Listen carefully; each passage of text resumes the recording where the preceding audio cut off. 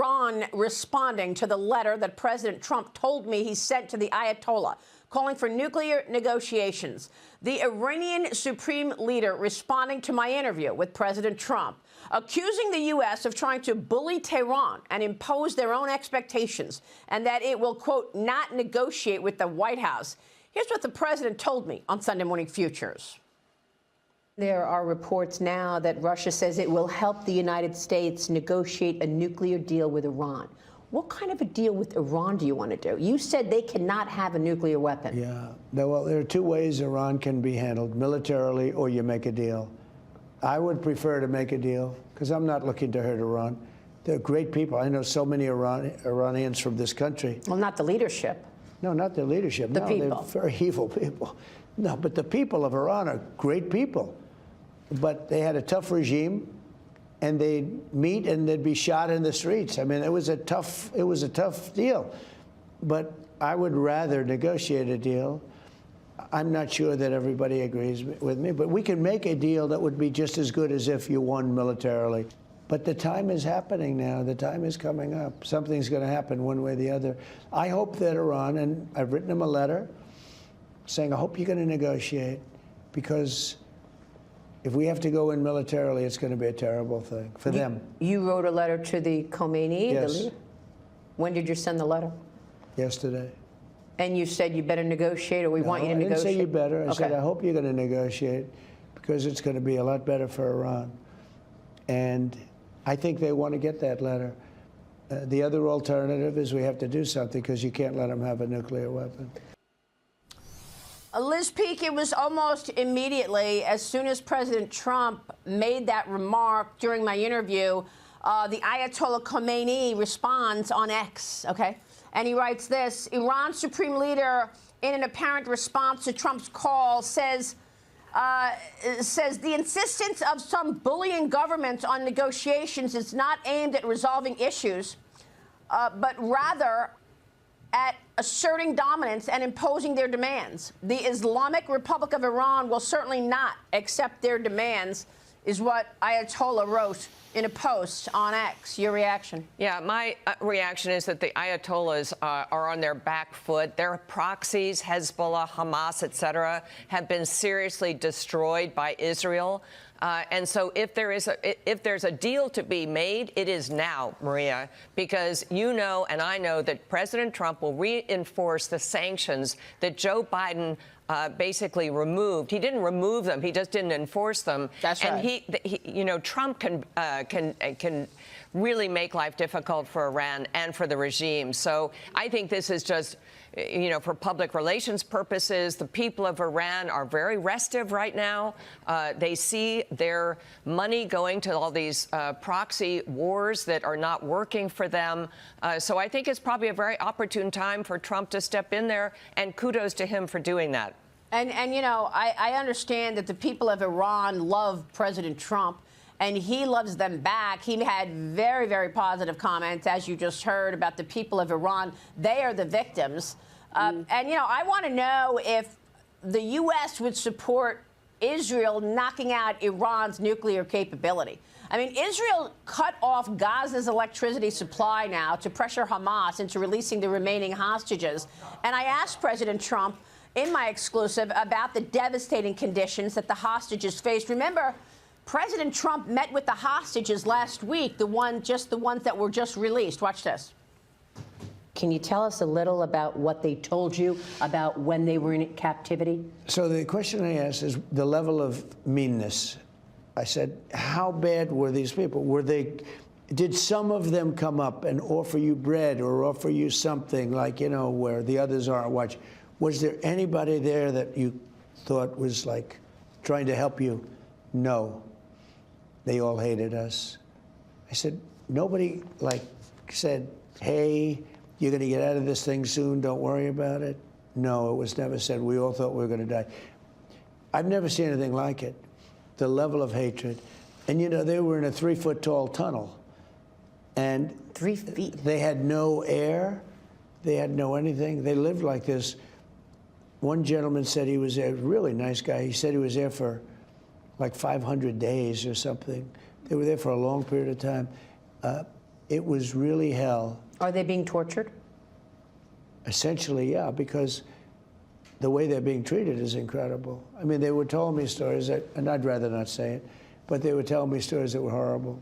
Man has his broken ribs, and they're punching him in the ribs purposely.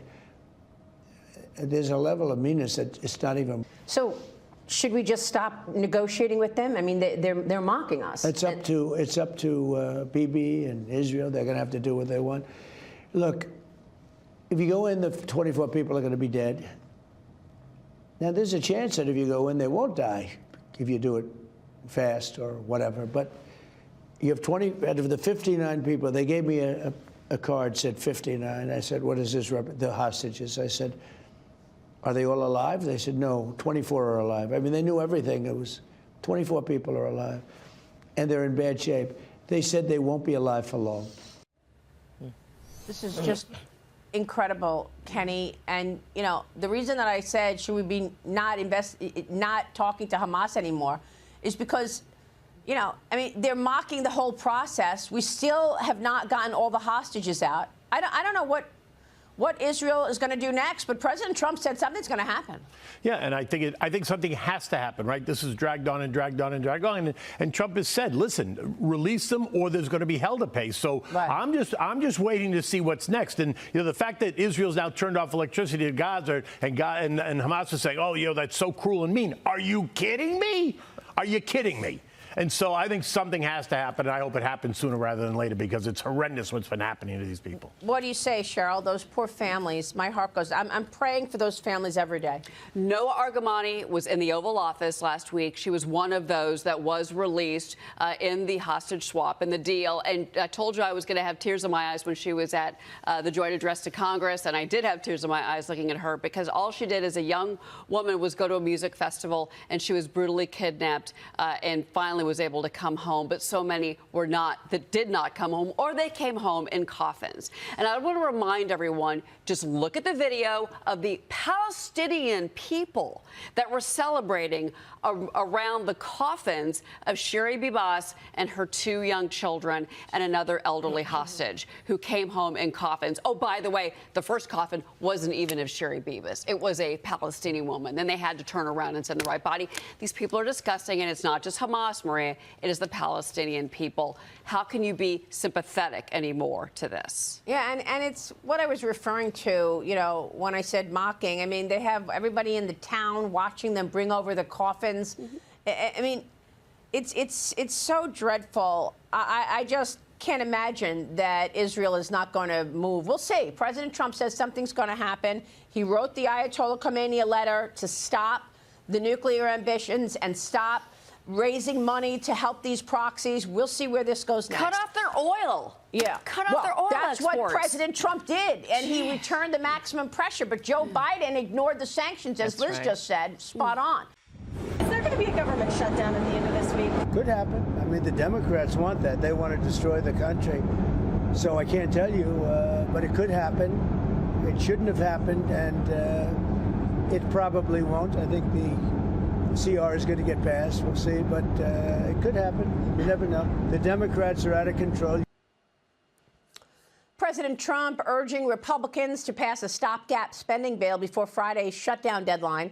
The House expected to vote on the bill tomorrow. It keeps the government funded at current spending levels through September. It provides more than $700 billion for non-defense spending, $900 billion for defense spending, and $6 billion for veterans' health care.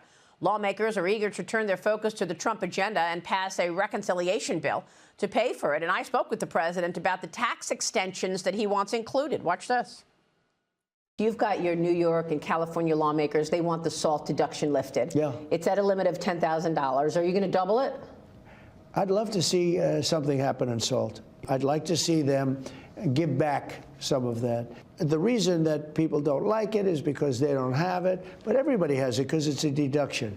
But I'd like to see a good portion of SALT be hit back. I also think it would have a big impact on the election, because I think you'd have a lot of congressmen get elected that maybe wouldn't get elected without it. So is it a double? Is that right? To go to 20,000? Well, there are 10 or so, and maybe they're trying to get it to 20, but I think that would be very good, yeah. Joining me now is Maryland Congressman and House Freedom Caucus Chair Andy Harris. Mr. Chairman, good to see you. Your reaction?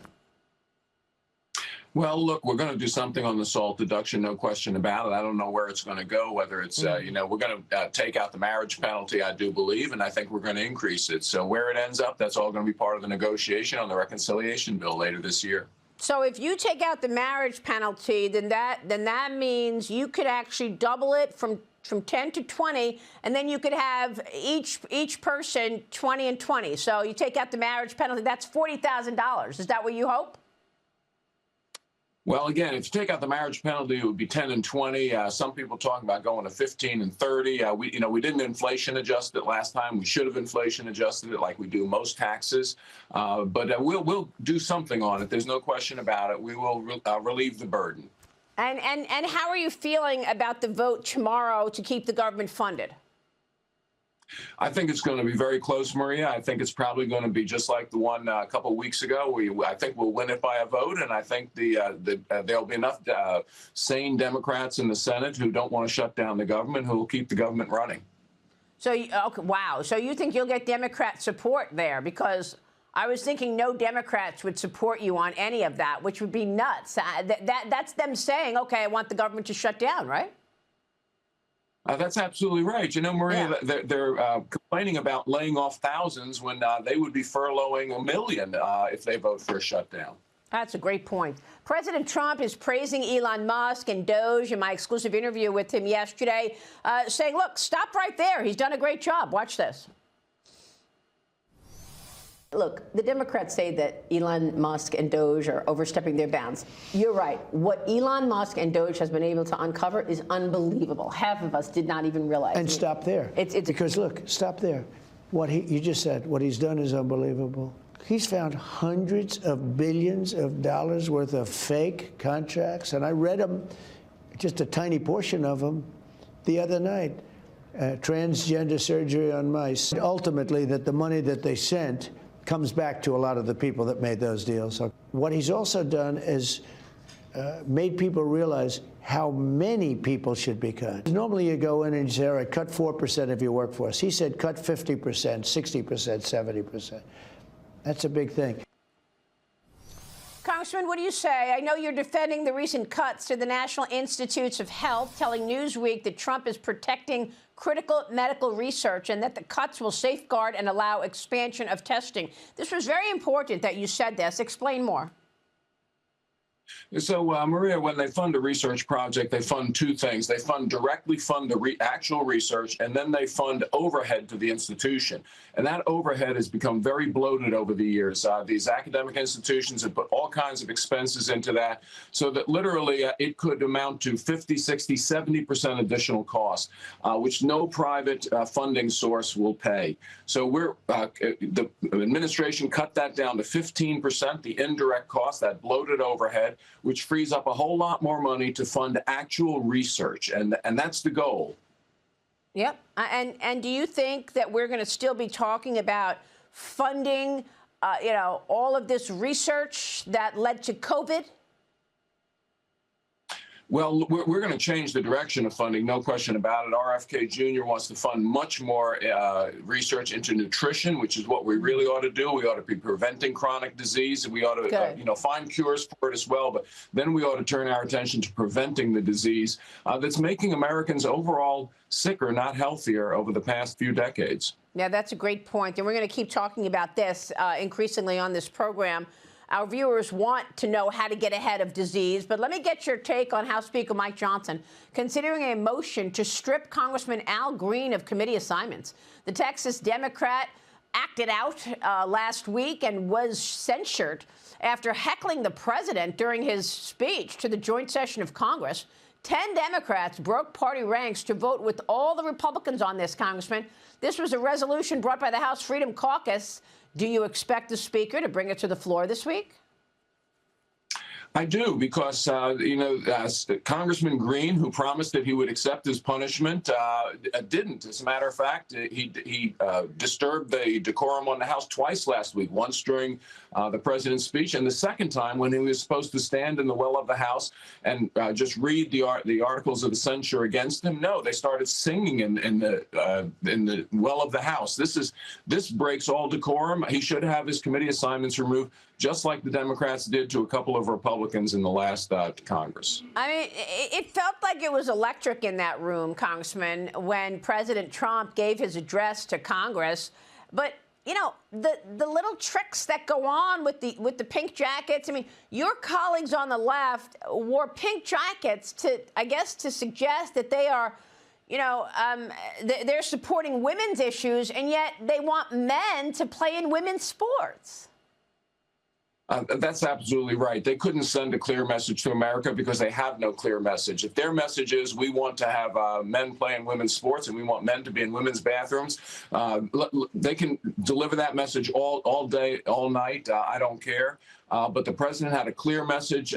Clearly, the president is winning this struggle, and in the end, it's going to be good for all Americans. Yeah, I mean, the pink jackets really fell flat, knowing what we know about the women's sports thing. Unbelievable. Congressman, we are watching your work. This is an important week and obviously an important year. Thank you so much, sir. All right, we welcome to the show and a special interview with Mr. Elon Musk, who, of course, is famed Trump advisor, CEO of Tesla, SpaceX, chair of X Corp. Elon, thank you for doing this. We appreciate it. Thanks for having me. I want to begin, but among other things, everyone's attacking you for your position. What are you doing in the government? There was a cyber attack on X today, which shut it down and may have been foreign sourced. Yes. It's a big story. You want to give us a moment on that? Well, we're not sure exactly what happened, but there was a massive cyber attack to try to bring down the X system with IP addresses originating in the Ukraine area. Oh, well, so that's your suspicion. Is the website, is the internet up? Is it up yet? It's up, yeah. It's up yet. Okay, good. But I just was looking back. Let me see if I get this right. They're setting fire to various Tesla charging stations near Boston. Shots were fired at a Tesla dealership in Oregon. Various nonviolent... Shots fired, not a metaphor. Shots fired, yes. Downtown New York, marching against the Tesla showroom. Your stock is way down. You've been criticized left and right. But look on the bright side. I mean, why are you doing this? Always look on the bright side of life. Yes, I'm an optimist. Yeah. But besides that, yes. I mean, how's your day? What motivates you to do this? Was the opera good? It's tough sledding. Yeah, it is tough sledding. But I think we're doing the right thing here. There's been a tremendous amount of waste and fraud in the government. When you're part of the government, you saw a lot of that, and there's been. If you look at the Inspector General reports and the Government Accountability Office, there have been many audits that have pointed out that there's a tremendous amount of waste and fraud in the government. In fact, there was a report issued by the GAO, the Government Accountability Office, last year. So during the Biden administration, which estimated the federal government fraud to be $500 billion. Mm. So just to be clear, that's not a Trump administration thing, that's a Biden administration thing. So what we're trying to do is get that number down to a much smaller figure, save money for the American taxpayer, stop money being spent on things that I think very few taxpayers would agree make sense. Transgender animal surgeries, or why are we spending money? Why are American tax dollars being spent on this? The president's gone through a long list of absurd things. Why are the 20 million people who are definitely dead marked as alive in the Social Security database? Why were hundreds of millions of dollars of Small Business Administration loans were given out to people aged 11 and under, according to the Social Security? I mean, these must be some very enterprising 8-year-olds, And some pretty strong 150-year-olds. Yes. Exactly. As the president said, you know, we have an enormous number of people marked as alive who are 160. He didn't know the country was that healthy. Yes. Yes. You know. So demystify this. How do you do it? Okay. How big is your team? Yeah. Where'd you recruit most of them from? And what is it that makes you choose, you know, the Treasury or Social Security or USAID? How does it work? Let the public know, please. Right. Well, we just basically follow the money. You know, we look at the president's executive orders, and we also just follow the money. So we started looking closely at USAID because they were completely violating the president's executive orders to suspend foreign aid. You know, what's called foreign aid, but in our view is a lot of corruption. So what we saw there is just a tremendous amount of money being sent to non-governmental organizations. But actually, this, by the way, is I think one of the biggest sources of fraud in the world is government-funded non-governmental organizations. This is a gigantic fraud loophole where the government can give money to an NGO, and then there are no controls over that NGO. So they've given billions of dollars. In fact, we estimate tens of billions of dollars to NGOs that are essentially scams. And by the way, I'm trying to put a stop to that. You know, so I don't want to interrupt, but Secretary of State Rubio just come out. I think he tweeted today. He has accepted over 80% of your recommendations to shut down in USAID. Right. So your review and analysis was spot on. Yes. So I think when people criticize, say, what DOGE is doing, we say, well, which part specifically? Because we put all of the actions of the DOGE team on the doge.gov website and on the DOGE handle on X. So we post the receipts. So it's like this action has been taken, this action has been taken. So when we get criticism, we say, like, of what? Which line do you disagree with? Like which cost saving do you disagree with? And then people usually can't think of any. No. You know, so it's transparent line by line. It's transparent line by line, which is quite remarkable. Right. And so, and then with respect to the Treasury, for example, the two main recommendations we suggested, which have now been implemented, was that any payments going out of the Treasury, especially the Treasury's main payment computer, which is called PAM, things like a payments account manager or something like that, but it's like almost $5 trillion a year, so about $1 billion an hour, that the payments be coded with the congressional appropriation, and that there be an explanation for the payment. Very basic stuff. And just doing that, we estimate will save $100 billion a year. You're not really, let me see if I get this right, particularly with Social Security, you're not really changing policy. No, yes. You're auditing the fiscal mechanisms to make sure that, you know, from point A gets to point B, and that's where it's supposed to get to. In some cases, it doesn't get there, or in some cases, it may go over there. But that's it's not a policy exercise. You're not changing laws. You're just doing what any business would do in a profit and loss audit. I think we're really what we're adding here is caring and competence, and there's a massive amount of fraud of basically people submitting Social Security numbers for Social Security benefits, unemployment, Small Business Administration loans, and medical, where those are fake Social Security numbers, or they're stolen somebody else's Social Security number, and we're trying to put a stop to all of that. And that's the number which is estimated to be on the order of 10% of federal expenditures, which is, you know, half $1 trillion. It's a huge number. Yeah. You're working with the agency heads. You're working with the cabinet secretaries. Yes. I saw Howard Lutnick was on TV yesterday saying you were partnering with them. Is that fair?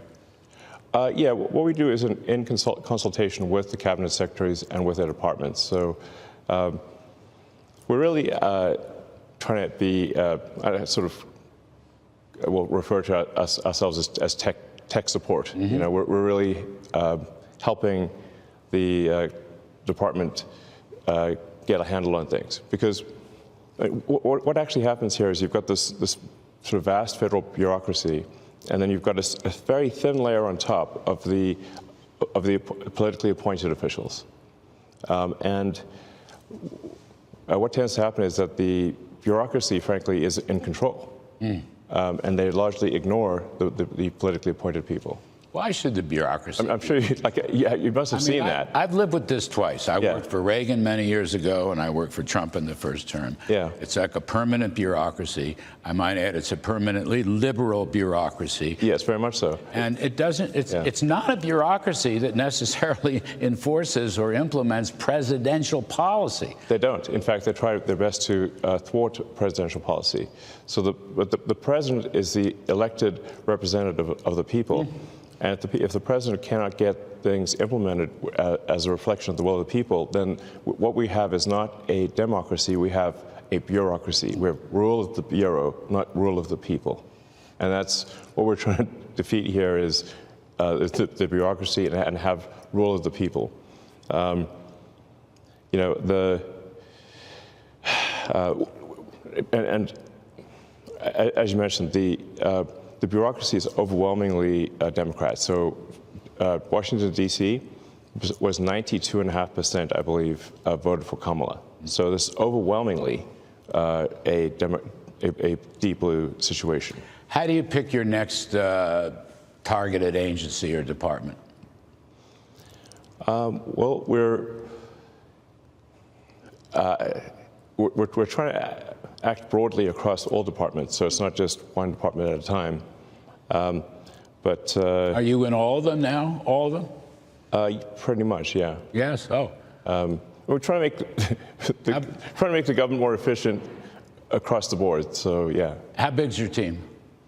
We're a little over 100 at this point. 100. Get to 200. You're going to get to 200. Yeah. Okay.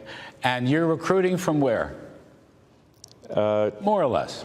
Basically, it's software people, information security software people, and finance. You know, it's basically, yeah, finance and technology. I mean, frankly, I can't believe I'm here doing this. It's kind of bizarre, but I kind of think that we've got this enormous federal budget deficit, and it's a $2 trillion deficit. It keeps growing. Our interest payments are higher than our Defense Department budget. That's I think was the real wake-up call for me, was looking at seeing that the interest payments on national debt exceeded the Defense Department budget, and that was only growing over time, which meant if we didn't do something about this, then there won't be any money for anything. We'll just be servicing debt. And you know how to read an income statement, and you know how to read a balance sheet. You've had some business experience. I'm kidding, but yeah. You know about this stuff. Yeah, I mean, really, I just don't want America to go bankrupt. So it's a call to action. You're hearing a call to action. Yeah. You giving up your other stuff? I mean, how are you running your other businesses? With great difficulty.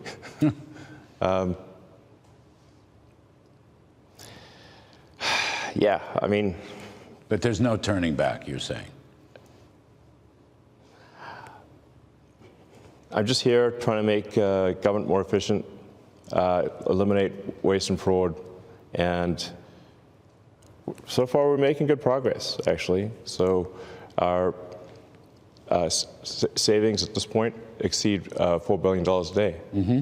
So it's very significant. You think you'll wind up getting to $1 trillion? Yeah. Of savings? I mean, unless we're stopped, we will get to $1 trillion of savings. And that stuff can be translated. I mean, we've been talking. We had Russell Vogt, the OMB director, on earlier, through very rescission authority, impoundment authority. But I believe you said it earlier. It's an audit that will not gather dust on shelves. This is actually going to wind up with real savings, bend the spending baseline down. Yeah. There have been many good audits, like I said, done by inspector generals and by Government Accountability Office, and they just haven't been implemented. Nothing's been done. I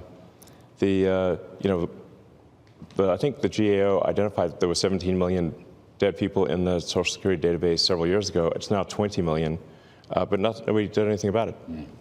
I think you can sort of look at this as a complaint minimization optimization. So basically, if the government sends money out to, whether it's wasteful or fraudulent, nobody complains if they receive money. But they do complain if they don't receive money. And the people that complain the loudest are the ones receiving the fraudulent money. And you're on it. Yeah. So the goal here is let's not have America go bankrupt with waste and fraud. So that's what I'm here for. And we're making good progress. Yes, you are. You're going to go another year? Yeah, I think so. Final report, middle of next year? Well, we're just getting things done as opposed to writing a report. Like I say, reports don't mean anything. You got to actually take action. Yes. So the waste report in entitlement spending, which is which is most of the federal spending is entitlements. So that's like the big one to eliminate, because that's the sort of $500 billion, maybe $700 billion a year. That is also a mechanism by which the Democrats attract and retain illegal immigrants by essentially paying them to come here, and then turning them into voters. Yes. So this is why the Democrats are so upset about the situation, because they're losing. If we turn off this gigantic money magnet for illegal immigrants, then they will leave, and they'll lose voters. But you have President's support. He said so again yesterday. He completely supports your operation. Yeah. Well, thanks. But that's super. Without the President's support, we couldn't make any progress here. Yeah, I mean, where you'll see the biggest outcry is from the Democrats who are, they don't want the waste and fraud to be turned off because it is a gigantic magnet to attract illegal immigrants and have them stay in the country. And I mean, you see some of the crazy stuff, like where money from FEMA, which is meant, FEMA is an agency that's meant to take care of Americans in distress. And a bunch of their money was being sent to pay for luxury hotels in New York for illegal immigrants. And that was happening even after the president was elected, even after he signed an executive order saying that needs to stop.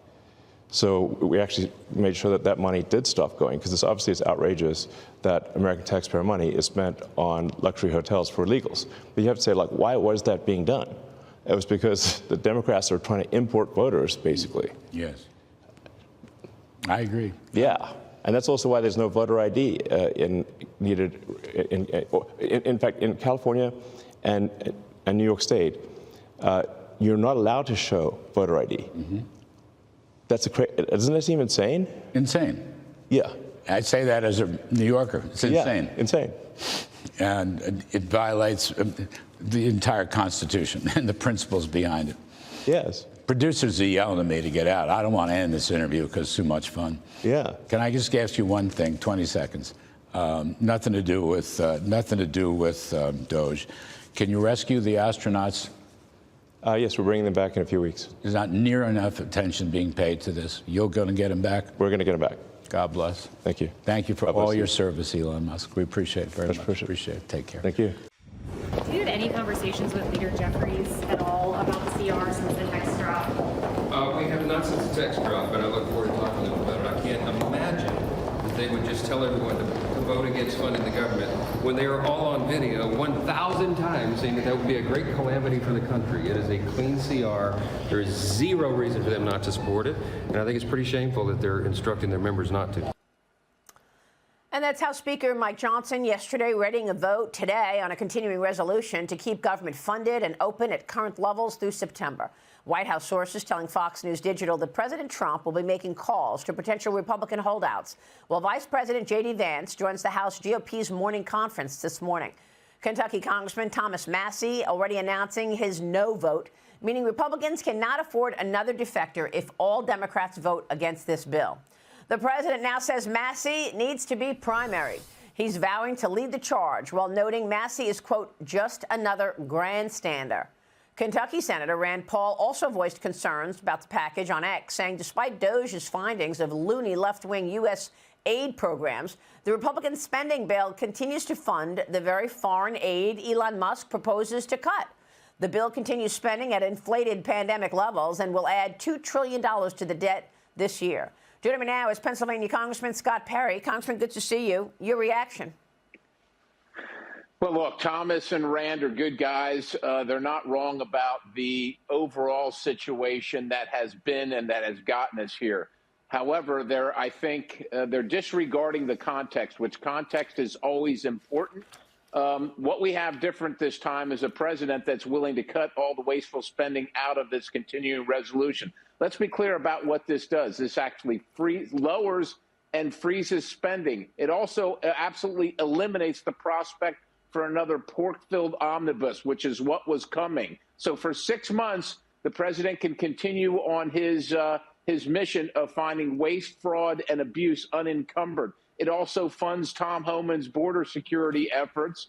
At the same time, look, it is the best deal that we can get so that we can continue with what we're doing. Otherwise, we're letting Chuck Schumer, Nancy Pelosi, and Hakeem Jeffries into the conversation, and everything's going to be 100% worse. So while I haven't loved CRs in the past, and I get that Thomas and Rand don't like them either, this is actually the first time, maybe in my time in Congress, where there will be a cut in spending because we're not doing any earmarks. There are 0 earmarks in this. We took from the Commerce Slush Fund and eliminated it.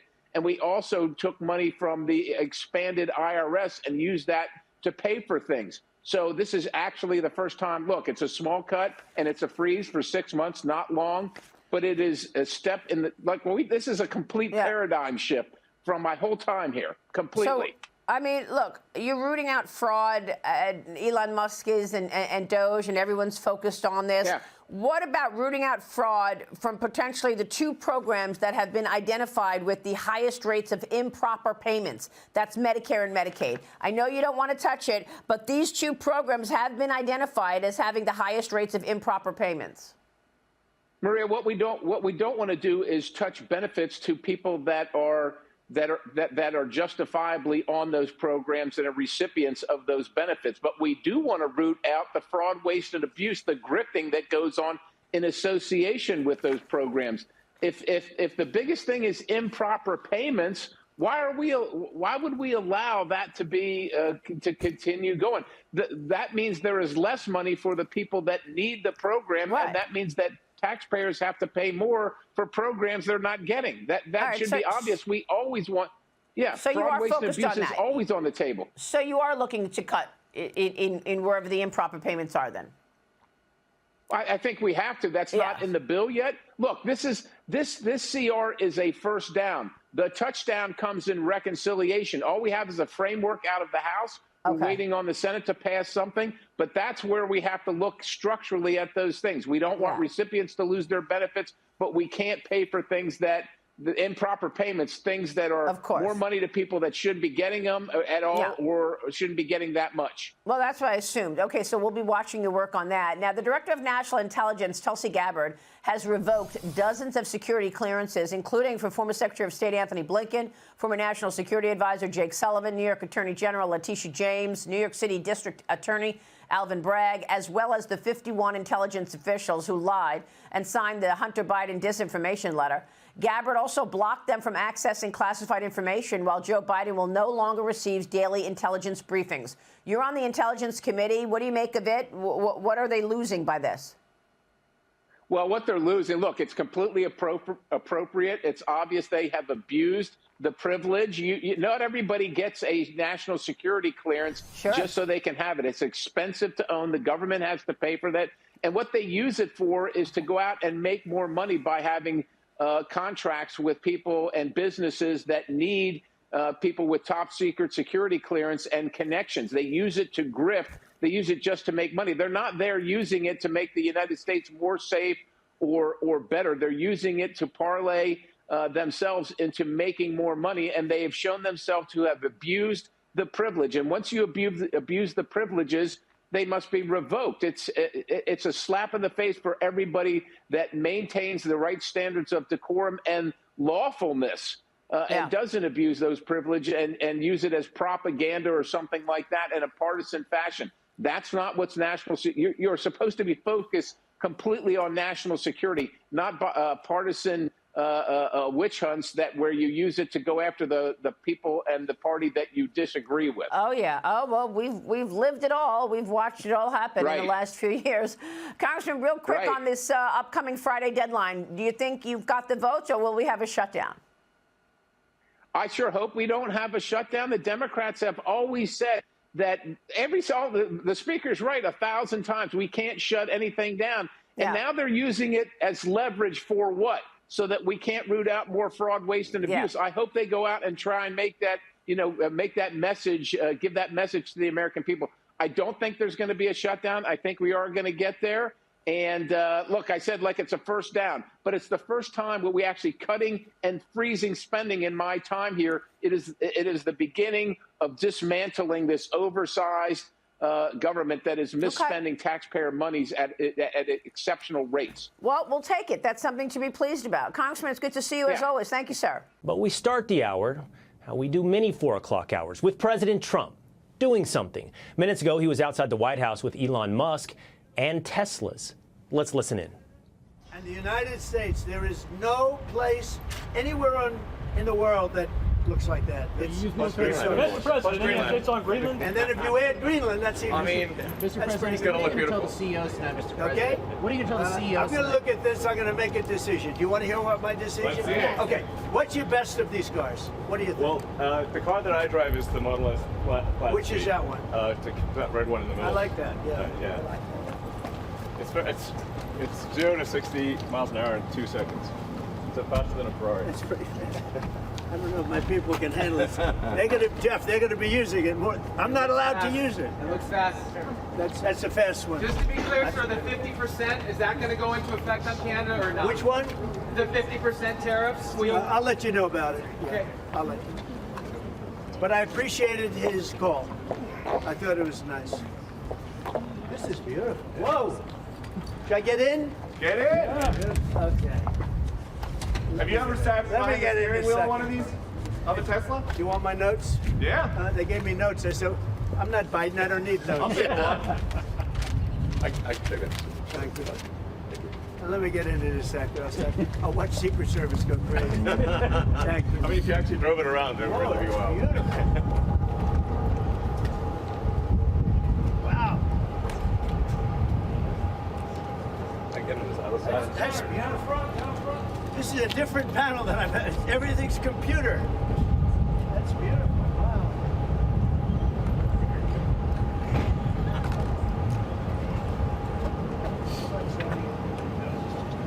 Yeah, this is a break and give Secret Service one. That's beautiful. Can you start it? Should I? Let's hear the engine.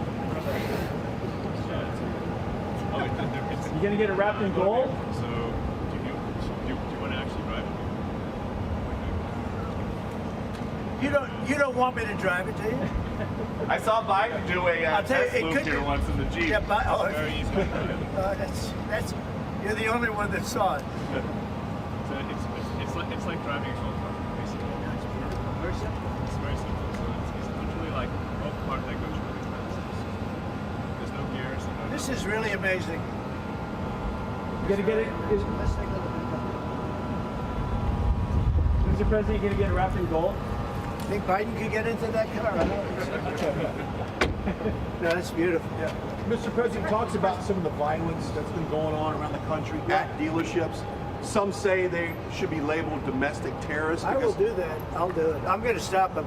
We catch anybody doing it because they're harming a great American company. You know, I've stuck up for the NFL. I've stuck up for a lot of American companies and other companies, but American companies. I did a very big favor for the NFL. I do favors for all. When you heard an American company, especially a company like this, supplies so many jobs, that others are unable to do. When you do that, those people are going to go through a big problem when we catch them. And we have you got a lot of cameras up. We already know who some of them are. We're going to catch them. And they're bad guys. They're the same guys that screw around with our schools and universities, the same garbage. And no, we're going to catch them. And let me tell you, you do it to Tesla and you do it to any company, we're going to catch you and you're going to go through hell. Mr. President, what do you tell your CEOs comments tonight at the Business Roundtable, especially with the Well, I have a roundtable to make in a little while. I just consider this much more important because I want to buy one of these.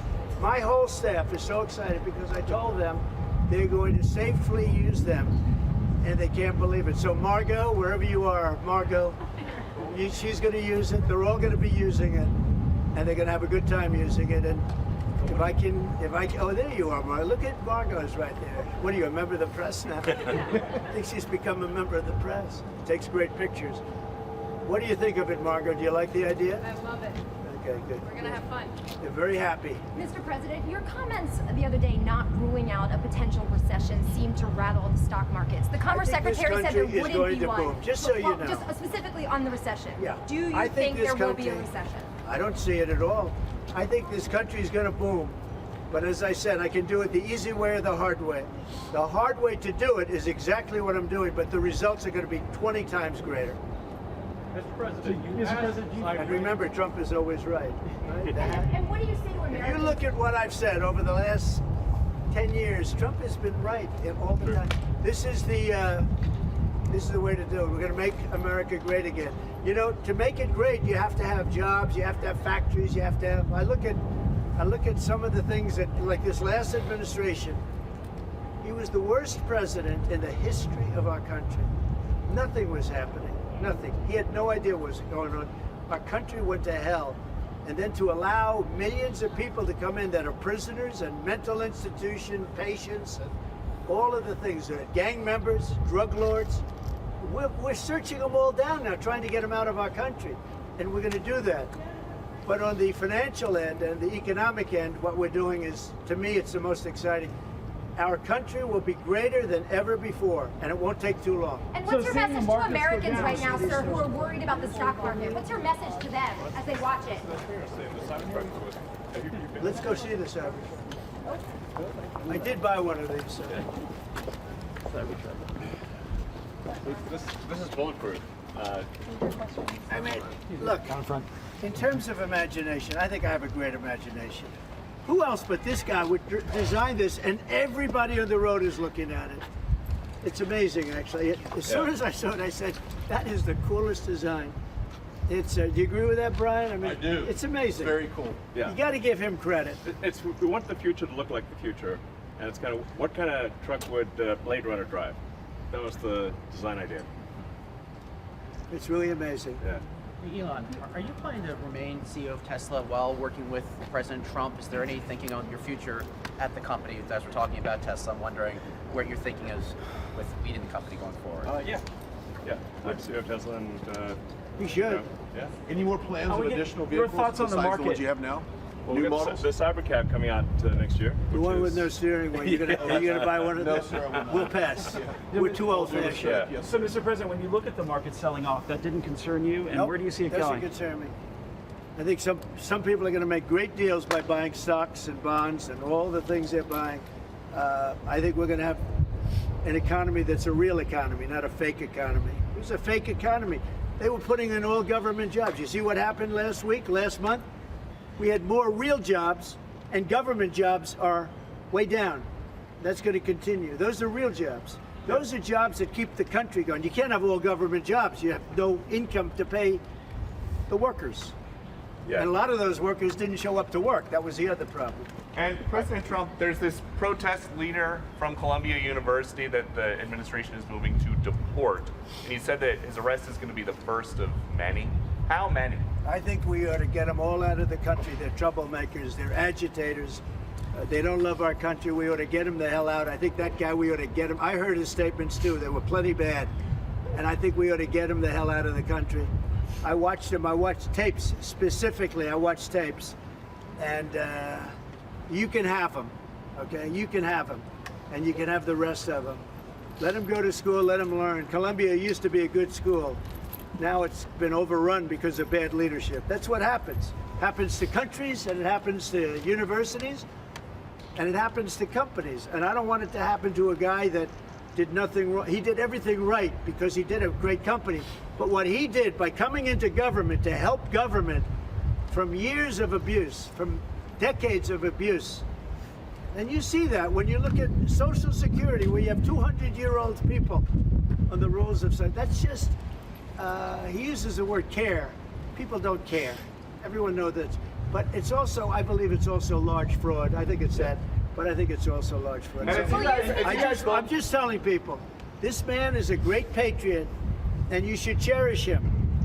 You should cherish him. You know, I have a little statement. We have to take care of our high IQ people because we don't have too many of them. Mr. President, and we got to take care of them. And as you guys look at the Social Security Administration and you guys are looking for fraud and waste and abuse, can you guarantee people who are concerned about an interruption to benefits that there will not be? Yes, we're going to be very careful with any interruption to benefits. In fact, only by tackling the waste and fraud in entitlements like Social Security, Medicare, can we actually preserve those programs for the future. Because with unchecked fraud and waste, we won't be able to afford them.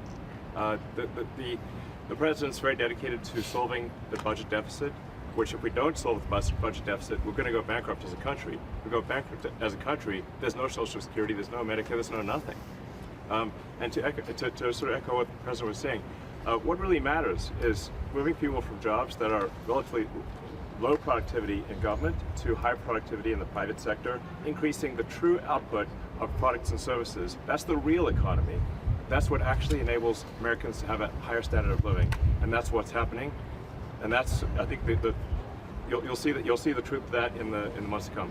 And we're going to make it really much stronger by taking people that don't exist or taking people that shouldn't be there out, by taking illegal aliens that are on Social Security or Medicaid and Medicare, by taking them out, we're making it much stronger. The country will be much stronger, but it's going to really be stronger economically. And when you look at what we're doing, I've been called by so many companies. Yesterday, as you know, I had a meeting with some of the biggest tech companies in the world.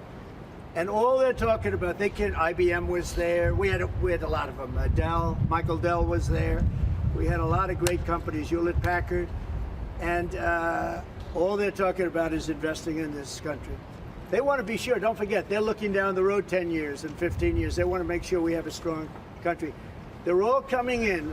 As you know, Apple, Tim Cook, he said that he's going to invest $500 billion in the United States. He never did that before. He invested in China. He's got his plants in China.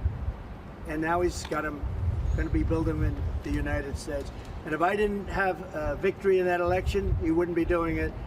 And if I didn't say what I'm saying, and I'm being very honest, and it's much more difficult than just sitting around and having a great time. It's a very glamorous position if you want to do that. We could have kept it, but eventually bad things would have happened.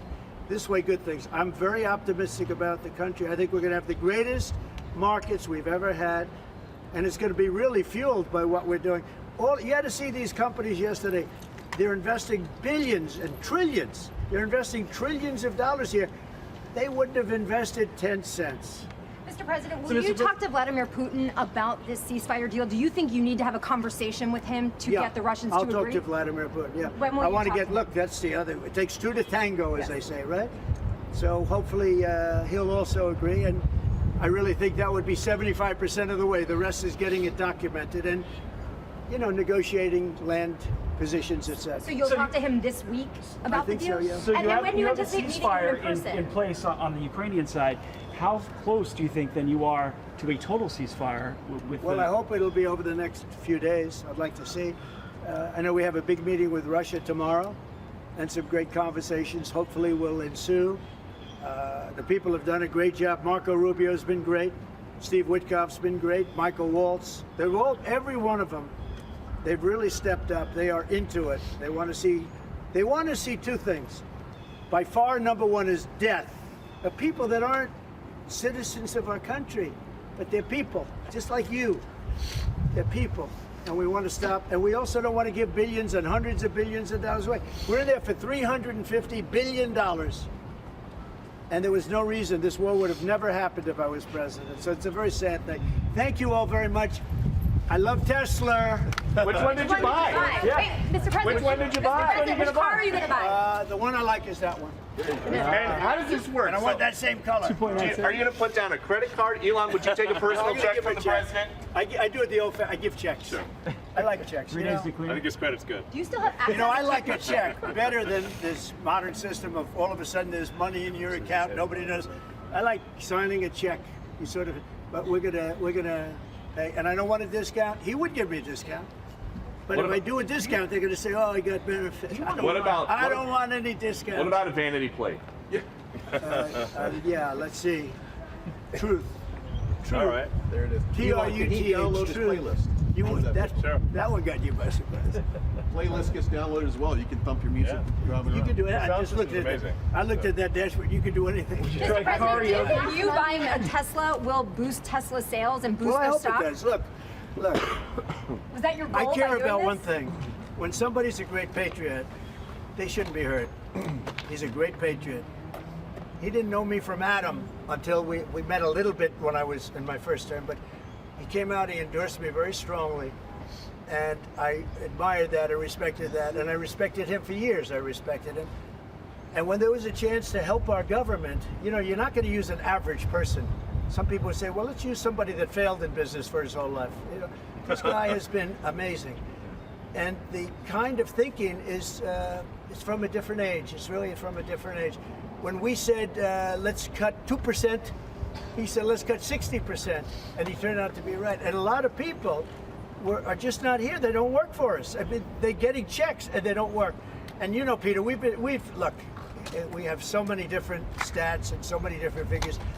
And it's so embarrassing to us as a country. No, we're going to have a streamlined country with good people. And one of the reasons, and I called for it wasn't a cabinet meeting, it was just a meeting of some cabinet members and Elon. The one thing, and I think he agrees with me 100%, it's one thing to cut, but we want to cut the wrong people, meaning we want to cut people that aren't doing the job. We want to keep the right people. Absolutely. And I said, I don't want to just say we're going to cut 50%. I want to cut the people that aren't doing the job, the people that aren't there, the people that are scamming the system. And he agrees with that 100%. And are you sure you don't want to take a test drive? I'd love to do it. Maybe I'll do it some other time. Do you want to keep working with you throughout your first term? I mean, is there going to be an end date for the two of you working together? I don't know. I was thinking about that the other day. I think he'll know when it's time. Okay. Well, he doesn't want to stay around. He has up to 130 Although days, I think he does like it. There's no place like the White House. Elon, would you want to stay? I don't think that. I think he wants to get the job done, get back to his businesses. That's what I think. I just want to. I'll stay as long as it's useful and productive, and if I can help the country, I'll stay and do so. Okay. Thank you, everybody. Thanks, President Trump. Thank you, President Trump. Good-looking guy. Elon. Thank you. Thank you, everybody. Thanks, guys. And joining me now from the White House, Commerce Secretary Howard Lutnick. And Mr. Secretary, welcome to the program. It's great to see you on our show today. You're Great to be here. You're meeting with the Premier of Ontario tomorrow. What do you want from him? Oh, I think we're just going to have a nice conversation. It's really, Canada is in a bit of flux, right? Trudeau left, Mark Carney came in. They're probably going to call an election in like 3 weeks. So I think it's just to level set things, make sure we know each other, and then we're going to negotiate with all of Canada. So obviously we're going to wait for there to be a new prime minister, and then we're going to talk. Are you lowering the temperature deliberately? Well said. We're going to lower the temperature. He thought he'd be sort of the big man and tackle Donald Trump. But you can't tackle Donald Trump. He is the most important, the smartest, the most capable leader in the world. And he's not going to let someone push him around. The right answer is, if you take a step back, what does the president want? He wants to worry about major things for national security of America. Steel and aluminum tariffs, that's today, right? Autos coming April 2nd, semiconductors, pharmaceuticals, things that America must have. So you can imagine these are the kind of tariffs we're going to make sure these things come back to America and are built in America. And then on April 2nd, he does his reciprocal tariffs, which basically say to all the countries in the world, come on, you treat us a certain way, we'll treat you the same way. Let's make it fair. You want them high, they'll be high like they are now. You want them low, they'll be low, but let's treat each other fairly. And that's where we're going. Pretty basic, pretty straightforward. Let's go back to that 25% tariff on all steel and aluminum imports coming into America. What will it take to get those tariffs removed, the 25% steel and aluminum? So I think the president views steel and aluminum as fundamental for our national security. I mean, we can't be in a war and rely on steel and aluminum from some other country. I mean, it's just not reasonable. So the president wants steel and aluminum in America. And let me be clear, nothing's going to stop that until we've got a big, strong, domestic steel and aluminum capability. And by the way, he's going to add copper to that mix, too. So just remember, national security rises above all other things. People get lost in this stuff. We must have steel and aluminum. We must have semiconductors. We need to have cars and automobiles. We need to make these things in America. We need to make pharmaceuticals in America. The president has called them out because he knows these things are vital to be made in America. The price of aluminum and steel and copper has already started to rise. That could ripple through the entire manufacturing sector and raise the level of inflation. Could it bring on a recession? So let's start again. Let's take a step back and remember inflation, right? Inflation comes from a government printing too much money. The Biden administration having a $2 trillion deficit. You don't get inflation from having a tariff, because what a tariff says is if it's made in Europe, if it's made foreign, it might cost a little more, but that which is made in America does not cost more. This concept of how about we buy American steel, we buy American aluminum. There's U.S. Steel, you know it. There's Nucor, right? There's Cleveland Cliffs. We make plenty of steel in America. Domestic we make plenty of producers steel in America. Let's strengthen that. Domestic producers can't keep up with demand. The supply is limited, demand is strong. The price is going up. Some foreign steel will go up for sure. But then they will build those plants in America. We will have our plant production in America is only operating at 50, 55%. That's got to get up to 80%. We'll put the orders in America. Our plants will be more effective. Look, you've got dumpers in the rest of the world. Japan dumps steel. China dumps steel. What that means is they make it, they overproduce, and they sell it dirt cheap to try to drive our guys out of business. The president is here to protect American workers. He's here to protect American industry. We're going to stop that nonsense and bring steel here. So this concept that, oh, prices are going to rise, you got to remember, President Trump is playing for the strength of America, and we're not going to stand for China dumping, Japan dumping. Australia does a lot of aluminum at below cost. I mean, this has got to end, and the president is on it, and he's protecting America. Is it correct to say that America has the lowest tariffs and American products are the highest tariffed in the world? Is that accurate? Oh, it's absolutely accurate. Since 1945, we had this domestic policy, this industrial policy that said, let the world, we're going to export the power of the U.S. economy to the rest of the world. So we charged really, really low tariffs so everybody could sell to us, and they protected and put giant tariffs. Giant tariffs. Europe has, remember, it starts with a VAT of 20% before we even get started. So the rest of the world has huge tariffs. You said it exactly right. And Donald Trump has said, why is the policy from 1945? Why is that the policy of America? Let's get balance. Let's unleash our farmers, our ranchers, our fishermen. Let's bring manufacturing back to America. Let's make America great. And I mean great. There's a new article in Politico, and it says this, I'm quoting, Trump allies are blaming Lutnick for Trump's tariff turmoil. They quote anonymous sources who say, you are acting like a mini Trump. Would you like to respond to that? Oh, my God, I would love to act like a mini Trump. That works for me. You got the smartest guy, most intuitive guy driving tariff policy. I am indeed helping him execute his policy. The economic team is one. We're doing it together. You know, we understand what he wants to achieve. He wants to bring manufacturing back to America. He wants to bring and protect America from certain industries, which he's called out. And we're doing it together. It's a great team. I love the team. Jameson Greer, our U.S. Trade Representative, Kevin Hassett, our head of National Economic Council. I mean, these are wonderful, wonderful people. Scott Bessent in Treasury. These are wonderful people all working together. I'm being advised on this interview by my friend and colleague, Kevin O'Leary, who was in fact born in Canada. And he wants me to ask you, what's the end game here? Could you eventually get to a point where there's that you've got a huge economy, you've conjoined, you've merged the economies of Canada and the United States? Can you get to that point, you think? Well, the best way, the president has said it, the best way to actually merge the economies of Canada and the United States is for Canada to become our 51st state. If they want to merge it, that's how you make it the 51st state. But think about this for a second. Why are American cars made in Canada? Why are they made in Canada? To the president, it just doesn't make sense. Why are American cars made in Canada? Those jobs should be in America. And that's what the president thinks, and that's what he says, and that's what he's going to execute. So the key point is Canada's going to have to work with us to really integrate their economy.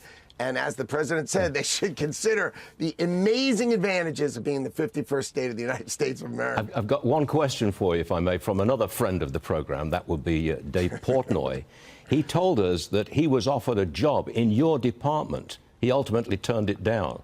My question is, what did you want him to do at the Commerce Department? No, we're not going to talk about what he wants to do, but can you imagine if we could get these kind of great people to come work for the government? How fantastic would that be? I mean, we've got so much to achieve in this country. You've got Elon Musk helping us out. We've got the greatest people helping us. We've got technology companies offering to build software for the U.S. government. Here's the key: for free, helping us to build a great America. And I think you're going to see the greatest economy under Donald Trump. Let his policies run. Let's get to reciprocal tariffs. If other countries want to bring their tariffs down, we will bring ours down. We can't really bring them down. We just won't bring them up because ours are so low as it is. But the idea is reciprocal is coming April 2nd. Doesn't that sound fair to you? It does indeed. At this point, it does. Mr. Secretary, what a pleasure. Thank you very much for being with us this morning. We hope to see you again at some point. Thank you, sir. Can you give us a sense of whether or not we are going to get clarity for the business community? The tariffs could go up as time goes by, and they may go up. And, you know, I don't know if it's predictability. I think so. That's not clarity. No, I think that they say that. You know, it sounds good to say. But for years, the globalists, the big globalists, have been ripping off the United States. They've been taking money away from the United States. Are you expecting a recession this year? I hate to predict things like that. There is a period of transition because what we're doing is very big. We're bringing wealth back to America. And that was the soundbite that set off a global sell-off in stocks. President Trump talking with me about tariffs on Sunday Morning Futures. His 25% tariffs on steel and aluminum taking effect overnight. They are in effect right now. The European Union has responded with retaliatory tariffs on $28 billion worth of U.S. exports beginning April 1. President Trump's tariffs, reciprocal tariffs, are expected on April 2nd. Stocks are red across the board so far this year as markets react to the uncertainty around tariffs and the threat of tariffs. The president told top CEOs yesterday at the Business Roundtable that tariffs will go higher, reiterating what he told me on Sunday. The tariffs are having a tremendously positive impact. They will have, and they are having. We have car companies that are not building in Mexico now. They're building in the United States. They take away our jobs. They close up places in Michigan and all over the country, and they'd build them in Mexico. In many cases, they were owned by China. There is a good spirit. There's a renewed spirit. They don't want to pay 25% or whatever it may be. It may go up higher. The higher it goes, the more likely it is they're going to build. And ultimately, the biggest win is not the tariff. The biggest win is if they move into our country and produce jobs. But the tariffs are going to be throwing off a lot of money to this country. And we've been ripped off for years by other countries, many, many decades. Joining me now in a Fox Business exclusive is the CEO of Goldman Sachs, David Solomon. David, it's great to see you. Thanks so much for joining me this morning. It's good to see you, Maria. Thank you very much for having me from Washington. Of course. And you were at the Business Roundtable yesterday. Several major banks revising their economic forecast in the midst of this tariff uncertainty, including Goldman Sachs economists, by the way. What can you tell us in terms of your reaction and the impact of tariffs on the economy and your business? Well, I was at the Business Roundtable yesterday, and I'd start, Maria, by just observing that one of the things that I do like is that the president is engaged with the business community. Yeah. The administration is engaged with the business community. And that's a different experience than what we've had over the course of the last 4 years. I'd also observe, his sense of optimism in the engagement yesterday at the BRT. I think the business community understands what the president is trying to do with tariffs. Now, the business community is always going to want lower tariffs everywhere in the world. At the moment, there's some uncertainty. The market's digesting that, but we're going to have to watch and see how this all plays out. Yeah, and you've got other things within the president's agenda that occurs to me to be very positive for your company, Goldman Sachs, as well as corporate America in general. I'm talking about the deregulation. Cutting regulations is a huge thing, and that's going to have a big impact, the extension of the tax cuts. So I want to get your sense on the macro story right now, David, because initially President Trump did not want to make a prediction. You heard him in that soundbite when I spoke with him on Sunday. That caused this massive sell-off in stocks. Yesterday, he did say, I don't see a recession coming. How would you assess the backdrop in terms of animal spirits? Do you see M&A and IPOs picking up for you at Goldman? Are things that used to be on the shelf now coming off the shelf, if you will? There's no question that activity levels are slightly better than they've been over the course of the last 24 months, but there's still an enormous amount of pent-up demand, Maria, both for capital markets activity and M&A activity. I would say at this moment, the level of uncertainty is a little bit higher, and that has kept some things on the sideline, some possible transactions on the sideline. But the overall level of dialogue as people are thinking strategically about where they want to drive their businesses is certainly increasing. I agree with you. There's potential, especially if we got more specific actions on the regulatory front to unleash more animal spirits. I think that's something we'd all like to see. And my expectation is you will see, as you get through the year, a pickup in activity across both the capital markets and M&A. I mean, you've had alternative investments as a key focus area at Goldman, and I want to get your take about the investment climate right now. I understand that there's some uncertainty around these tariffs, but do you think investors are looking longer term right now to try to look beyond this period of what President Trump would call a disruption temporary? Well, there are lots of things going on in the economy that are super interesting, Maria, and certainly can create enormous headwinds for growth. I think what's going on with AI technology and the continued growth in compute is an area that's particularly interesting. There's an awful lot of innovation in the economy broadly, and when you talk about private capital and private capital investors, they are stewarding capital for long periods of time. They look out over cycles. They pick great companies that can grow regardless of environment. They obviously have to deal with the macro environment in the short term, but I think there continues to be an incredibly attractive set of opportunities to invest and grow and steward capital. Yeah, and that's why I want to check in on that business, because you've got the recurring fee revenue and asset wealth management, and that's real important. And I know that you've been building that business along with the bread and butter of capital markets business at Goldman. Well, the firm has, as you point out, the firm has two significant businesses. Our global banking and markets franchise, which is a leading franchise. It's what the firm has always been known for. It's the business that serves our clients broadly around the world. And in addition, we have an asset and wealth management platform that we've been very focused on growing. We've communicated to the market that we expect to be able to grow the durable revenue in that business, the management fees in that business, high single digit. We've been doing better than that. We supervise over $3 trillion of assets, close to $3.2 trillion of assets in that business. And we have a very unique global platform that spans the full range of asset management activities, whether it's from liquidity all the way through to a very, very broad alternatives platform. So we're excited about that business. We've got great client partnerships in that business, and it really is an engine that can allow the firm to continue to grow and serve our clients. Yeah, and you've got a great vantage point to tell us how the activity looks. I'm going to get to small business in a moment because I know you're doing lots there. But if you were to look out to 2025, going into 2026, do you believe the capital markets business will see activity heightened in the face of this deregulatory action to come? IPOs, are you expecting an increase this year?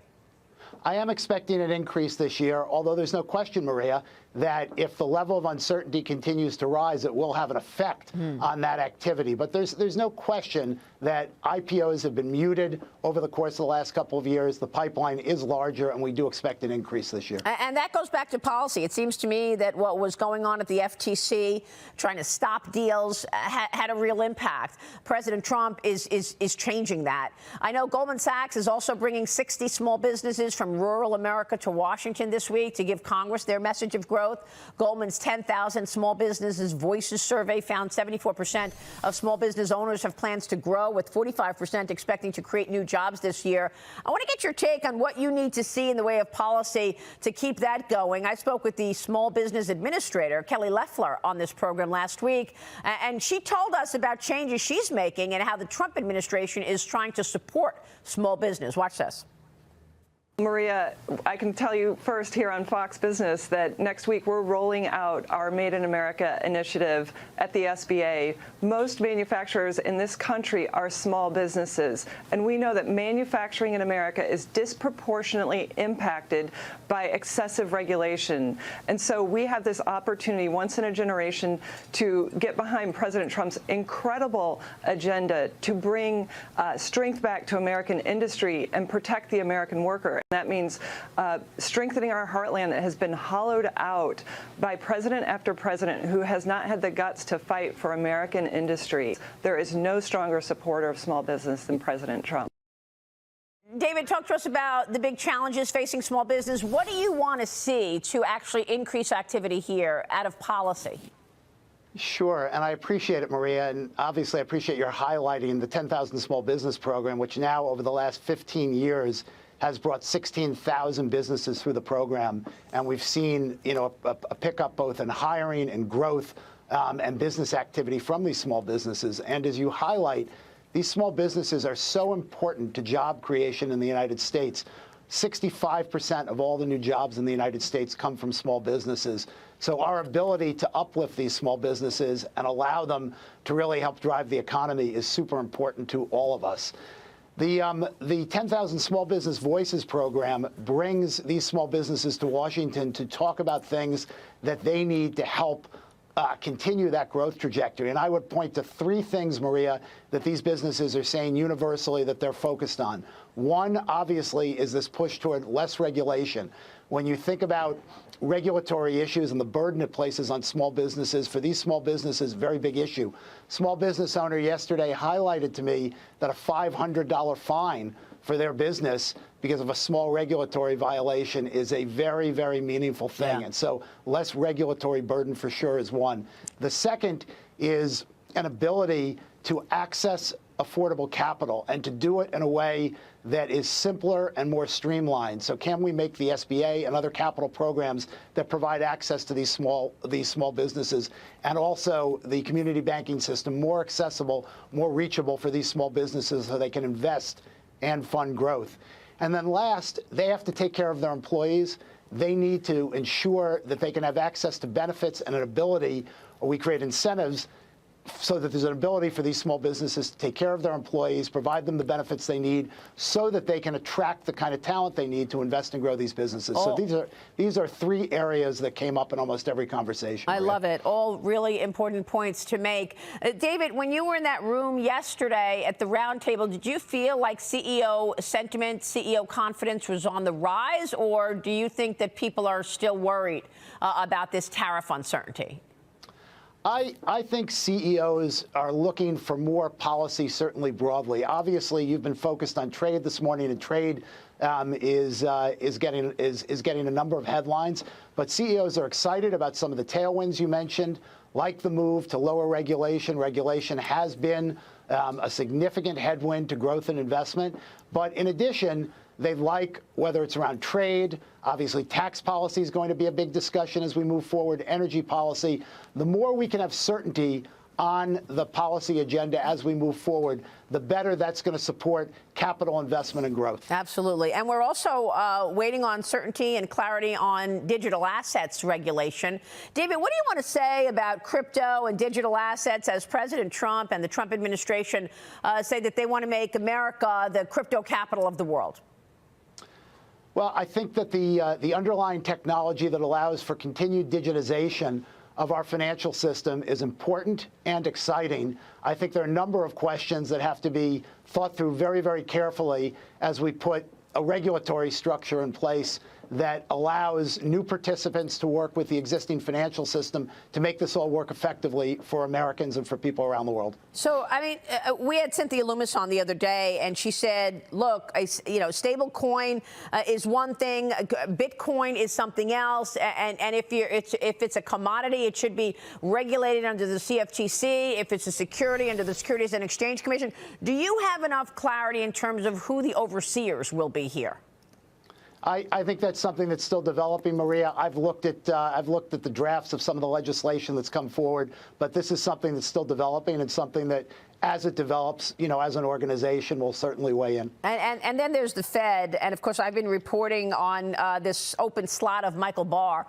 Michael Barr was the vice chairman and bank supervisor at the Federal Reserve. He left 2 weeks ago. And President Trump told me on Sunday that he will appoint someone else for that role. This is a presidential appointment. The Wall Street Journal is reporting this morning that Fed Governor Mickey Bowman, remains the front runner to fill the central bank's vice chair supervision role.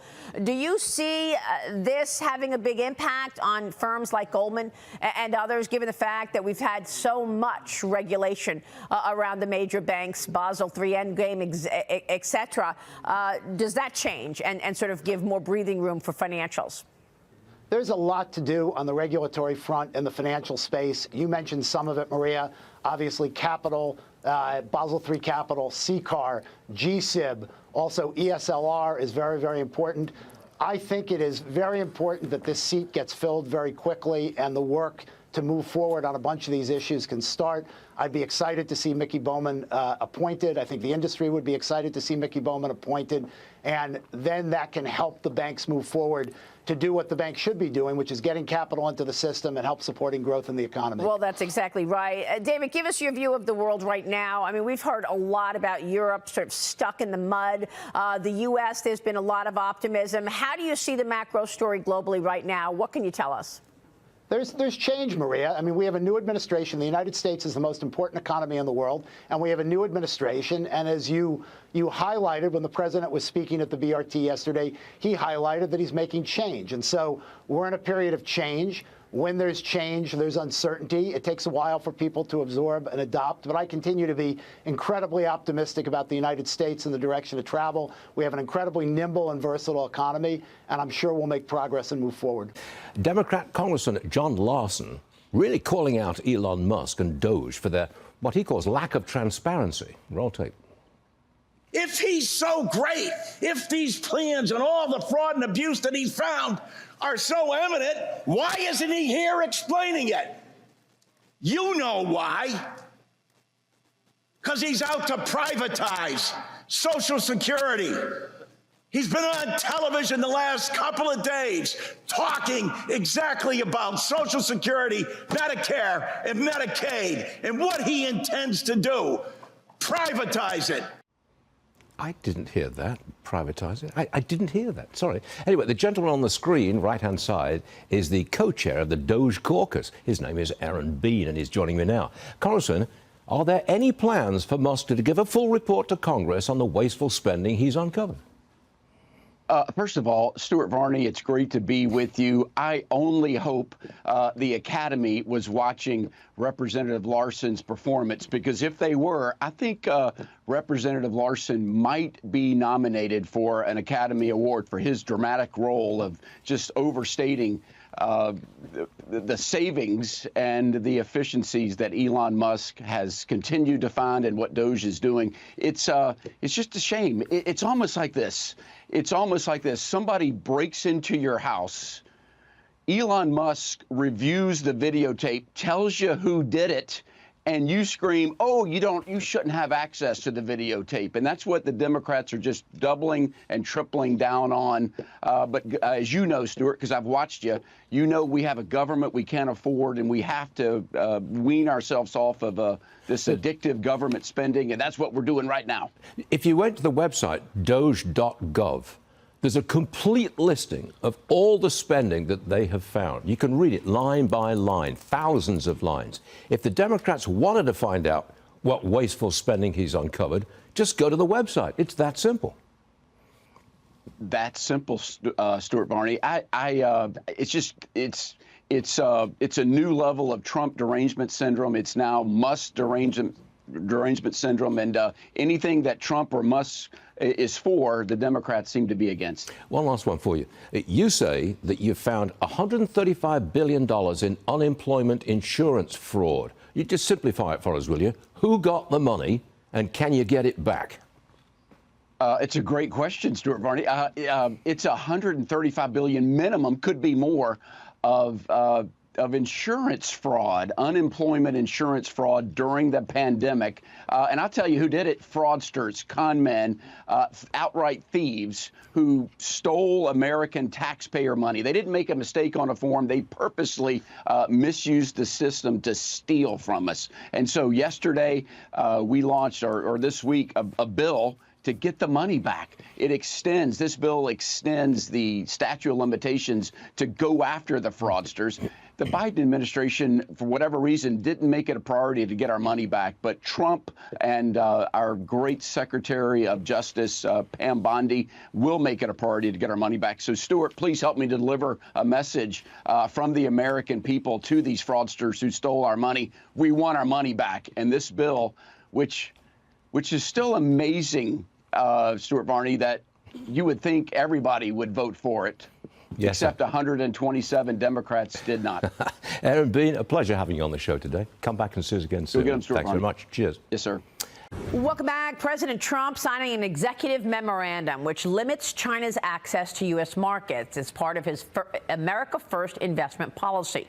This policy orders the Committee on Foreign Investment in the United States to block Chinese investments in sensitive sectors such as technology, energy, and defense. It also looks into new auditing standards while pushing Mexico to impose its own tariffs on Chinese imports. And it aims to limit investment from U.S. pension and endowment funds into Chinese companies. Joining me now is the former Senior Director of International Economic Affairs at the Reagan National Security Council, Roger Robinson Jr., back with us. Roger, great to see you. Great to see you. And you were very happy about President Trump's America First investment policy. I certainly was. I mean, the word of the hour in this country is clarity. And the president certainly brought clarity to how he feels about U.S. investors via our capital markets and private equity funds funneling money into Chinese military-industrial companies. I mean, he couldn't have been starker and clearer. I just have a quick quote or two from the document. Yes, go ahead. It says the United States will use all necessary legal instruments to further deter United States persons from investing in the PRC's military-industrial complex. He goes on, the United States will establish new rules to stop United States companies and investors from investing in industries that advance the PRC's national military-civil fusion strategy. Well, I was so happy to see this as well, because you and I have been talking about this for years, literally. We've worked together on the Underwriting the Enemy series for Fox Nation. And this is something that we continually point out, that so many companies that are trading on our exchanges, U.S. exchanges, are Chinese companies that don't even follow the same audit rules that regular companies, American companies do. And they're tied to the PRC. So what do we have happening here? Ordinary investors funding the expansion of America's #1 adversary. Well, that's certainly the case. You know, over the past 25 years, we've seen some 5,000 Chinese companies enter our capital markets. No screening, no diligence, no regulatory oversight. no even interest in whether they're being sanctioned by the United States simultaneously. All manner of corporate bad actors, including the sanction variety, as you often pointed out, are in this mix. We're talking about companies that have been implicated in, for example, equipping concentration camps, trafficking in slave labor, aiding and abetting genocide in Xinjiang, the architects of the surveillance state. But the president was really focused on something even more dangerous and insidious, which is our company, those Chinese companies that are directly involved in the manufacturing of advanced weapon systems for China. For example, the hypersonic glide vehicle, the last 2 aircraft carriers, 6th-generation fighter aircraft, and modernized ICBMs targeting American families, not just military installations. Well, I mean, I think that President Trump is clear-eyed about China as the #1 adversary of America. But, you know, he knows he's got to get along with China. It's the 2nd largest economy. So that's why I think he says things like Xi Jinping is my friend, I get along with Xi Jinping, at the same time that he's slapping tariffs on China. Well, thank goodness that that there's a two-faced event, in a sense, in the best sense of the term, going on here. I think the president is a serious diplomatic fellow, and he knows how to keep these guys on side to the extent that he can. But when it comes to the vital interest of the United States, he's there four square. And one of the most difficult has been the matter of the capital markets and private investor funds. I mean, these have flowed in the trillions of dollars over these 25 years. Yeah. And you can just imagine, we wake up in the morning and we wonder, how did they become a near-peer competitor to us militarily? Here's your answer. So, some of those very go ahead. Well, the tab's being picked up largely by scores of millions of unwitting American retail investors. By the way, some of those companies that you're referring to were part of the Chinese spy balloon, right? I mean, they're propaganda, they're surveillance, all of these tactics from the CCP. But when you're talking specifically about public companies, Wall Street wants that money. Chinese battery company Cattle supplies 37% of the global battery market. It's going to go public. It's looking to raise $7.7 billion in Hong Kong. The company is linked to the Chinese military, obviously. It's putting it on the U.S. entity blacklist, Roger. You say J.P. Morgan, Bank of America, Goldman Sachs, Morgan Stanley are all still lining up behind this company despite a presidential directive against funding blacklisted Chinese companies. And we're still, this IPO, which is a secondary listing out of Hong Kong, and we just heard from Sebastian Lai very eloquently this morning about the fact that Hong Kong has become just another Chinese city gripped in repression. So there's nothing going on there in terms of a legitimate, credible financial hub as there has been in the past. What a shame, and what a shame. It is. And so, but that $7.7 billion could easily go up 2 or 3 times because of the appetite. You know, in 2023, there were 66 IPOs out of Hong Kong. A total price tag of or value of $5.5 billion, so that you can see in perspective the size of this thing. J.P. Morgan and B of A are the lead managers, or some say co-sponsors.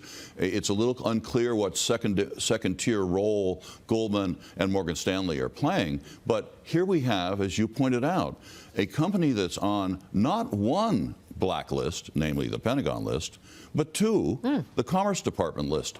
And folks should be required reading the June 5th, 2024 letter sent by then Senator Marco Rubio, along with John Molinar, who chairs the House Select Committee on China.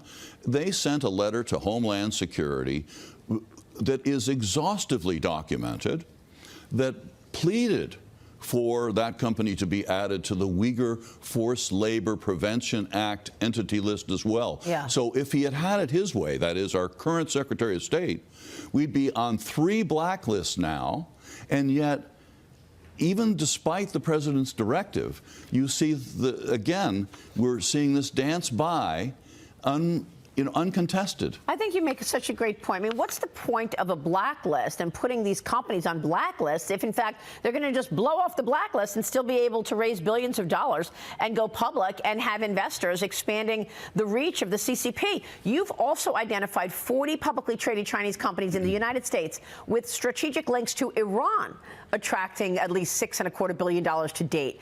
So you've got the Iranian bad actors as well. Tell us about that. Well, that's about a year old in terms of the data, but we went then and did that together, as you'll recall. And what we found in that research effort was, again, 40 publicly traded of China's largest companies in the military, energy, communication and surveillance and infrastructure sectors that are keeping Iran a going concern. And yet we found, catch this, every one of those 40 are somewhere in the portfolios of American retail investors. Do you know that companies like Vanguard had 38 of the 40 1 year ago? I can't speak to it more recently. State Street was, a similar 32, I think. Well, you're talking about those companies are in exchange-traded funds. Yes, yeah. Indeed. It's those index funds that you have to watch, as they say, because that's where these companies are secreted. This is very important information, Roger. We so appreciate you bringing this to us because this is a series that we're going to continue investigating in the Underwriting the Enemy series, and we want to keep a spotlight on this. Thank you. President Trump will host New York Governor Kathy Hochul today at the White House. They're discussing a natural gas pipeline that could save families thousands of dollars in energy costs. Here's the president yesterday. It will reduce the most expensive energy almost in the world is in New England because they have no way of getting it there because it's been held up by New York. And the whole of New England and Connecticut and New York, the energy prices are through the roof. And this one pipeline will save per family $2,500 just on heating and another $2,500 on everything else. So the energy, by just a simple pipeline going through an area that wants it, an area that's not a rich area. It's actually a very poor area. We create jobs and everything else. And families in New York and Connecticut and New England are going to save $5,000 a family. In fact, a new Fox News op-ed says that the recent launch of the National Energy Dominance Council is expected to increase energy production and speed infrastructure permitting. The president has an opportunity to turn destructive Biden-era policies into tools of his America First agenda. Joining me now is the 17th Secretary of Energy of the United States, Chris Wright. Mr. Secretary, thanks so much for being here. Thanks for having me, Maria. And you were in that meeting yesterday with the president and the NATO chief. Can you tell us about this pipeline? What are the odds that the president can get this through? Can the states stop some of the president's ideas on energy expansion? Oh, I think it's highly likely that this pipeline, there's a couple of them actually get done. It's just such a win-win-win.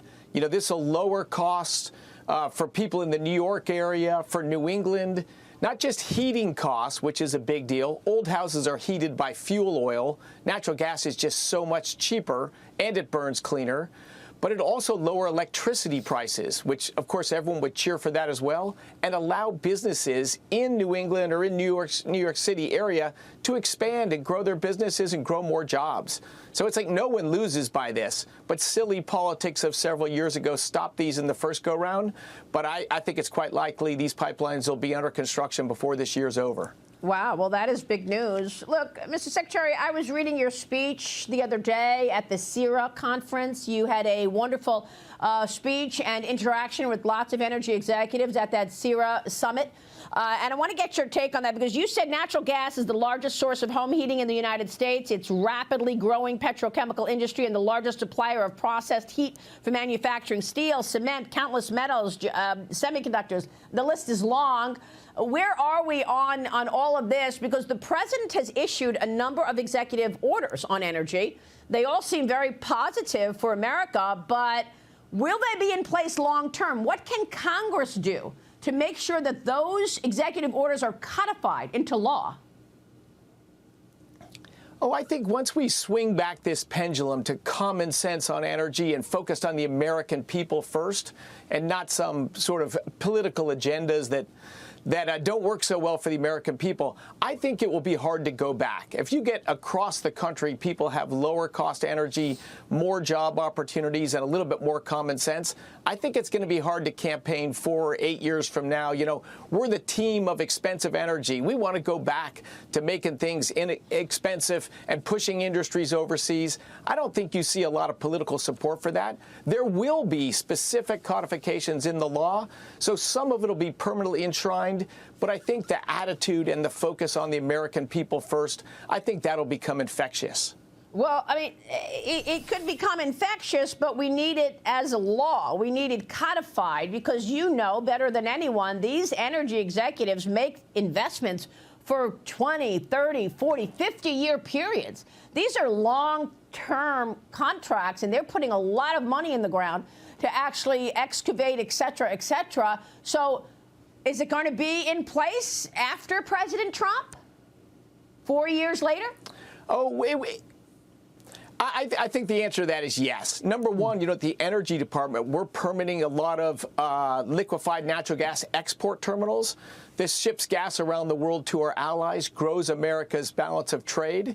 And the other thing, Maria, one of my colleagues, Lee Zeldin, the EPA administrator, announced a number of bold actions yesterday. And maybe the biggest one is this endangerment finding. Congress has never been able to pass a law that says, hey, we should explicitly put a tax on carbon fuels to make them more expensive, which they wanted to do in the past. So through a court system ruling and a twisted logic that somehow U.S. greenhouse gas emissions were a risk to the American people, they decidedly are not. Lee Zeldin and the EPA has decided to re-look at this rule. So we'll re-engage with the science and the data and all that. And the data will drive us where the data goes. But I think it's likely you're going to see some permanent changes for the positive that'll be very hard to challenge, just because they'll be popular and they'll be reasonable and they'll be based on numbers. Well, it's a good point to make because we spoke with Lee Zeldin yesterday on this program, the EPA rolling back all of those climate change policies and what it calls the biggest day of deregulation in American history. So let's go through what you just said is 31 actions on the docket, including rolling back electric vehicle mandates, reversing air quality standards to support manufacturing, small business, reducing regulations on power plants and the oil and gas industry. Here's Lee Zeldin with me yesterday. We heard from the American public loud and clear when they voted on November 5th that they want economic relief. They want to unleash energy dominance. It is important for us to be bringing back jobs. We want to help President Trump at EPA to accomplish his mission, his mandate that the American public spoke loud and clear on last November. These 31 historic actions that we undertook, yes, is the largest deregulatory announcement ever made in U.S. history. We're proud to do it. We're proud to lead it, and we're going to get this across the finish line. So in a practical sense, Secretary, what will this mean for business, for markets? Because I know that under the Biden administration, they had rules on top of rules. I mean, you had to come up with your emissions risk as a customer and as a customer of the customer. All that's being rolled back. Yes, indeed. Again, it's just a return to common sense. Like I heard in your words, because it's in the EPA words, the rollback of clean air standards. That's a little misnomer, although it is the words. With the rise of natural gas over the last 15 years in the United States, we have had dramatic improvements of United States air quality and water quality to the cleanest of any of the industrialized nations on the planet. That's a fantastic positive. The original Clean Air Act was about making the air in the United States cleaner.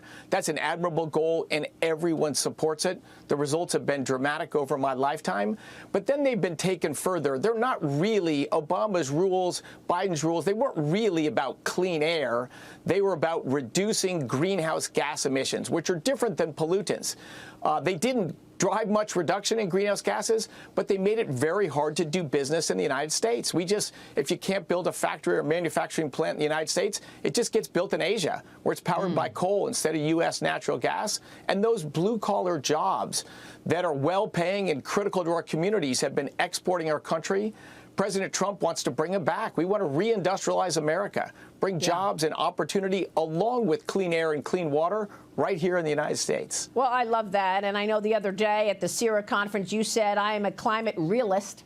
I've been studying, speaking, and writing about climate change for over 20 years. But the tariff conversation is also overlapping the energy conversation. I mean, Alberta Premier Danielle Smith says that her province wants to support Trump's energy agenda, but she's warning that they are looking for customers outside the U.S., including Asia and Europe.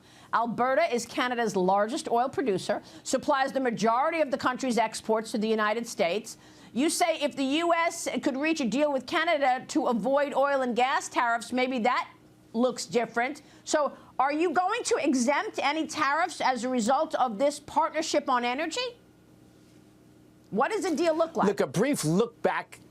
Yeah, a brief look back at President Trump's record, not just his previous term, but his record in business. President Trump is a master negotiator. Yeah. So what we're seeing is the middle of a negotiation right salvos being lobbed both ways. Behind the scenes, there's very serious, thoughtful dialogues going on. I think we end out at a great place. Everyone just got to hold on for a little bit and let this negotiation get to the end. But I'm quite optimistic about where things will be with America for our trade and our trading partners. And then it'll bring more opportunity, not less opportunity to Americans, and much needed price relief. That's coming. But you're going to need Congress involved, aren't you? You've got to codify these things. As I mentioned, the long-term nature of these contracts are important because the oil companies want to make the investments, but they can't make an investment if things are going to change in a couple of years. I mean, look at the price of oil this morning, and you're right, oil is way down from the highs. President Trump is focused on the price of oil and focused on interest rates. He wants both down. The International Energy Agency says that global oil supply will likely exceed demand by about 600,000 barrels a day this year.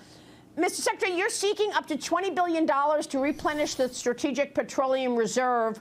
Where does it stand? And is it fair to say that as prices go down, you're going to be buying oil to fill up that strategic reserve again? Yes. Yeah, the strategic reserve was drained, half drained, just for political reasons, for the midterm elections. That's exactly what you should not do with a strategic petroleum reserve. And Maria, to your other point, you're right. Of course, Congress has to get involved here. Congress will be involved here. There will be changes in laws that will codify some of this. But a lot of the great damage to the American economy has truly been done by the deep state. That's why it's so pernicious. It wasn't passed by Congress. It wasn't supported by the American people. It crept in the deep state starting early in Obama's first term. Yeah. All of that stuff needs to be rooted out. Let's do things that the American people support. Let's be explicit and out front about what the trade-offs we're making are. But that's not what happened in the Obama and Biden administrations. And we've been suffering with that ever since. So we're going to clean out the deep state and make congressional changes. Secretary, before you go, real quick, assess the need and the demand on oil and natural gas right now, given our hopes and dreams about AI and data centers. Oh, it's critical. As I said, the last 15 years, we've moved American industry abroad. The next energy-intensive industry is artificial intelligence. This is critical, not just to economic opportunity in the United States, but for our national security. It is critical that we lead in artificial intelligence. China is going full bore at this as well. It is critical that the United States lead this, and the only way we can lead in it is if we bring all the energy needed for these data centers right here in the United States. We can do that, but this is a 180-degree pivot from the last administration. Secretary, it's great to have you. This was a great conversation, and we so appreciate your time, sir. Please come back soon.